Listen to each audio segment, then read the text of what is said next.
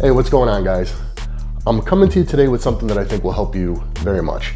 I get asked very often, what is the best place to start? How much should I eat? What should my calorie intake look like? How many grams of protein, carbs, and fats should I be eating? And I'm gonna give you something that I think is gonna really help simplify all of that.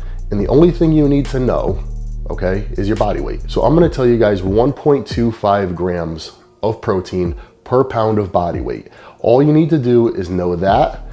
Obviously, multiply 1.25 times your body weight. So I'm gonna use myself as an example, right?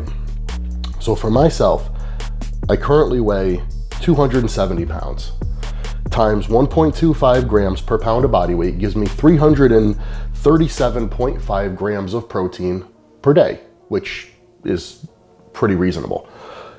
If I multiply that times 4 calories per gram of protein, that tells me that on a daily basis, I would be deriving 1,350 calories from protein. Easy. Okay, now what I'm gonna recommend to you is to simply start off getting the same amount of calories from each macronutrient. I know a lot of you have heard, you should be consuming more carbohydrates than protein, and more carbohydrates than fat, all different conflicting stuff. Personally, I don't think any of that is really warranted. I think that all 3 macronutrients are valuable. I don't see the need, at least right off the bat, to have more of one than another. I think 1 to 1 to 1 is a great place to start. And if you then feel, you know what, I don't think I quite need all this fat, I could shift some of this and maybe increase my carbohydrate intake, or vice versa. You say, you know what, I don't need all these carbohydrates. Let me increase my fat intake a little more. Some of us do a little bit better with increased fat. Some of us do better with more carbs in the diet. So if you know that based on that 1.25 grams of protein per pound of body weight, you're driving X number of calories per day, which for myself is 1,350. If we're gonna do a 1 to 1 ratio, that also means that I would be deriving 1,350 calories per day from carbohydrates. And because carbohydrates also have 4 calories per gram, you'd be eating the same number of grams of carbohydrates as you would protein. So now to calculate the fat intake, right? Because you can't just have the same number of grams of fats, because fats contain 9 calories per gram. We would divide 1,350 calories, divide that by 9, which tells you you'd be having 150 grams of fat per day. So roughly 340 grams of protein, 340 grams of carbs, and 150 grams of fat. That would give us a total amount of calories per day of 4,050. Now, as a check, right, to this, to make sure this isn't just completely off, plug it into a BMR calculator, right? Your basal metabolic rate, which would tell you, and of course this isn't exact, it's a little bit different for everybody. We all have different metabolisms. Our activity level is a little bit different, but some of the good BMR calculators allow you to put in, your height, your weight, your age, your activity level. And if I do that, okay, what I came up with, now, if I put in that I'm moderately active, right? And I take place in exercise or sports 3 to 5 days a week, that tells me that I would need 3,750 calories per day. I'm probably a little bit more than moderately active 3 to 5 days a week. I do cardio daily, I train hard with weights 4 to 5 days a week. So if I were to put in that I'm working hard 6 to 7 days a week, that tells me I need 4,100 calories. So somewhere between 37 and 4,100 should be about right. And we ended up just around 4,000 for my body weight. So I think it's actually pretty accurate. And of course, this is to serve as a starting point. A very solid starting point though. I mean, this is, I think, in my opinion, pretty on. And this would get most of us probably 80 to 90% of the way before, you'd have to really fine tune things or really mess with the diet a lot. But let's talk food sources, right? You're saying, okay, I now know how many calories I should be consuming each day, how many grams of protein, carbs, and fats I should be taking in, but what am I gonna eat? Well, I laid out before you guys here a bunch of different foods that really, if I were to pick what I would need, to comprise my diet, this would be essentially all I would need.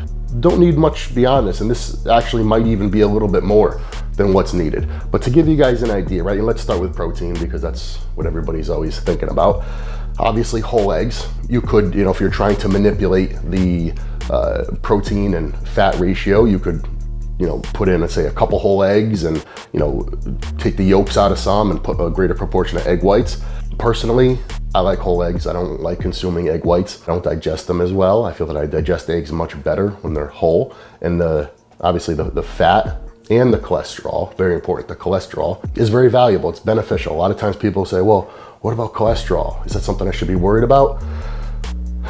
Again, as we get a little bit further along and more studies come out, the association or the link between dietary cholesterol intake and actual blood cholesterol, it's being shown that it's not very strong. Red meat, great protein source, obviously. For any of you guys out there with a little bit more experience, you've had a controlled diet for a period of time, generally you'll be able to note that you're a bit fuller and a bit stronger when you've got red meat in your diet regularly. Doesn't have to be every day. At least a few times a week, I think, is the bare minimum. Chicken, for most of us, chicken is a go-to because it's high in protein, it's lean, it doesn't taste too bad, it's cheap. Another thing not shown here, fish. I'm a huge fan of fish, especially a fish like cod, because it's light, it's flaky, it digests easily. A lot of the higher fat fish, salmon is very common. Unfortunately, most of the salmon that you see is going to be farm raised. So the fats contained in it, not going to be quite as beneficial. But if you have a meal, like I said, like say cod and rice, then you would add some fats to that, whether it's something like olive oil, great fat, because it digests well. It's been shown to actually, people who consume it regularly tend to burn more fat. It's good for your liver. Something like nuts, very high in monounsaturated fats. Walnuts here actually are a little bit higher in polyunsaturated fats. They're a little higher in omega-3s, but something like almonds, high in monounsaturated fats, all very good. Also, peas, something like peas, beans. People ask a lot of times about legumes. What about those? I say great. Not shown here is rice, but we've got some cream of rice. But if you were gonna have just the traditional rice and beans in conjunction with a piece of fish or a piece of chicken, that's a great meal, okay? Let's talk carbohydrates. Now, there's a lot of discussion about gluten. A lot of people feel that they have gluten sensitivities, intolerances, etc. And in that case, the best thing to do would be to opt for gluten-free carbohydrate sources, such as, rice, cream of rice. Oats typically are gluten-free. The only reason people with gluten sensitivities will shy away from them is because of cross-contamination. Potatoes, unlike the other things I've shown here, they're actually a vegetable rather than a grain, so they tend to digest very easily. They're very high in minerals and vitamins. Does it matter whether it's a sweet potato or white potato? No. Sweet potato, though, is going to be a little bit higher in fiber, which for most of us, that's a good thing. Here's farina, which is a wheat-based cereal. But it's a little easier to digest because it's essentially very processed, which is something I want to talk about. People talk about processed things and is that bad, right? For example, farina. From my perspective, no. I mean, it's not like we're bringing in additives and preservatives and chemicals or artificial things. Wheat that has been processed, the only thing that it really does is make it easier to digest.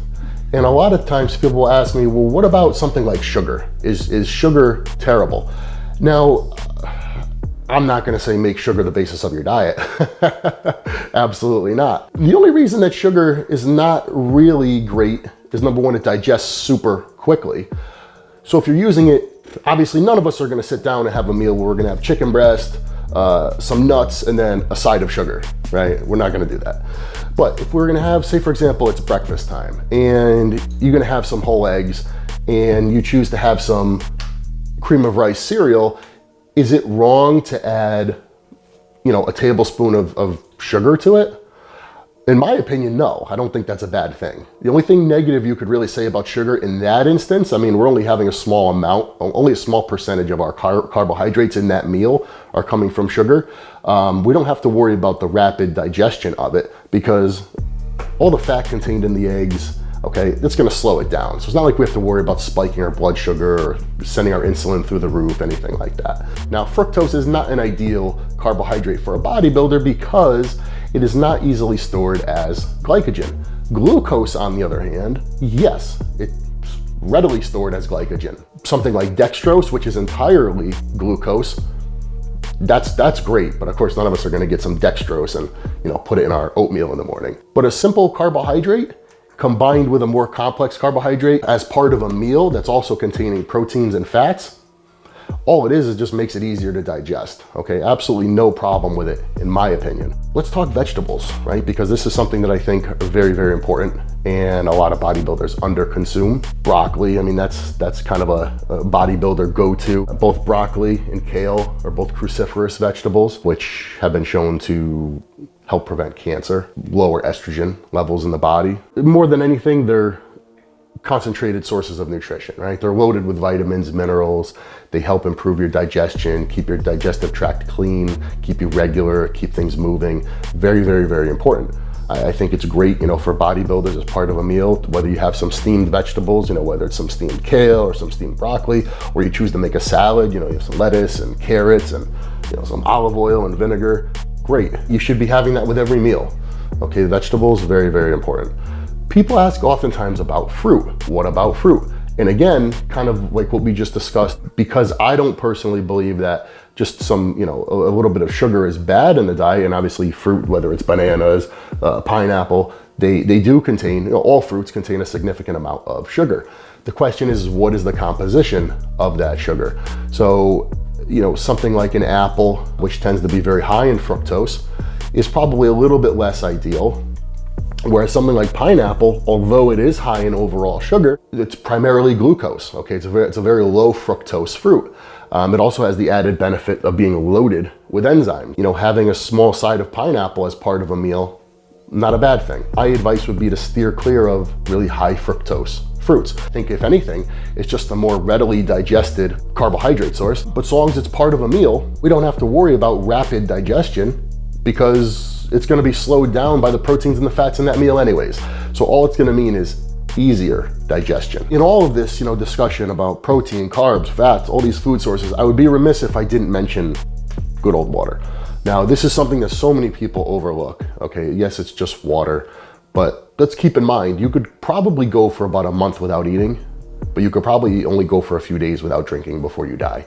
So that should give you an indication as to how important, realistically, how much more important water is than even all this food we're discussing. So get started, right? Using the foods that I've shown you here. How do you know how many grams of protein and calories and fats, etc. in a piece of steak? Find a good online resource. Nutritiondata.com is a really reliable one. I use that. That'll tell you the amount of, say, you know, protein, carbs, fats. You could look it up, you know, on a per ounce basis. So figure out your diet. And once you have your diet figured out, generally it's good probably to break it up between 5 and 6 meals a day. You don't want to be eating too much at a sitting, and you don't want to be eating 8 times a day because you'll be eating into the midnight hours. See how it goes, right? If you start losing weight rapidly, then you probably need to add a bit more calories, right? And you can just add it evenly from each macronutrient source. If you're putting on weight rapidly and it's not good weight, knock it down a bit. If you get going and you say, geez, man, this seems like a lot of carbohydrates. I don't think I need all these carbs, and I'm actually craving fat. Then don't be afraid to lower your carbohydrates and increase your fat intake. But starting with a 1-to-1-to-1, it's very balanced for most people. And I've been doing this for years, not only with myself, but I work with a lot of people. And I start most people this way. And most people generally say, man, I feel good. I don't have cravings. I feel balanced, and it makes sense that they would. So this is really what I advocate to you guys. Look, it's simple, it's direct, it's easy to plug in. And like I said, all you need to know is your body weight. It's all you need to get started. So I hope this was helpful. I hope you try it, and I hope you have success with it. Stay tuned for more videos, and I'll see you next time.